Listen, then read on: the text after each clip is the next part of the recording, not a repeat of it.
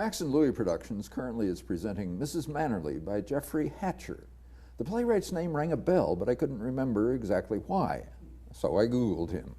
Tuesdays with Maury, adapted with Mitch Albom from Albom's popular book. Oh well. A Picasso about the painter's encounter with the Nazis during the occupation of France, a quite different and, to me, more interesting piece. Scotland Road about the Titanic with a mystical edge. Ella, the text for the musical about Ella Fitzgerald that the Rep did, and many other plays, adaptations, TV and movie scripts.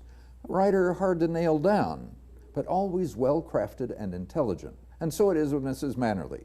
He goes back to his childhood, and one of the central characters is in fact named Jeffrey Hatcher.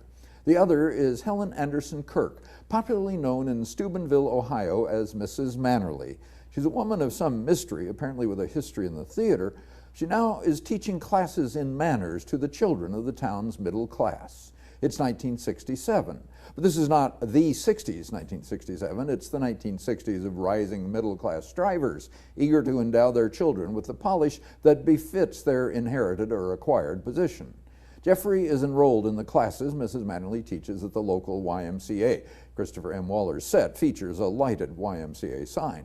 Jeffrey is not good at sports. He will compensate by excelling at manners. He'll ace the unobtainable 100 in Mrs. Mannerly's final exam, the formal T at the local DAR.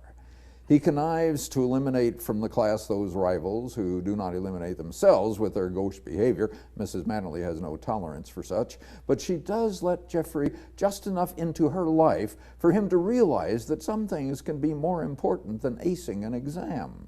Hatcher's writing, as usual, is clever, witty, well-crafted.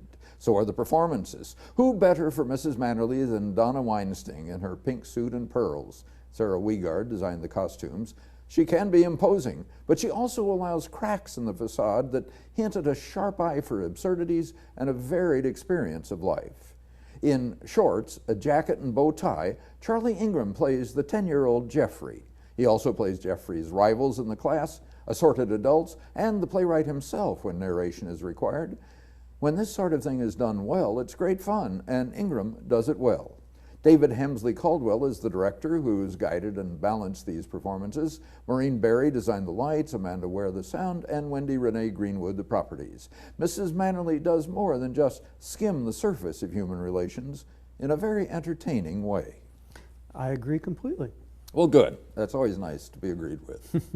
Very mannerly.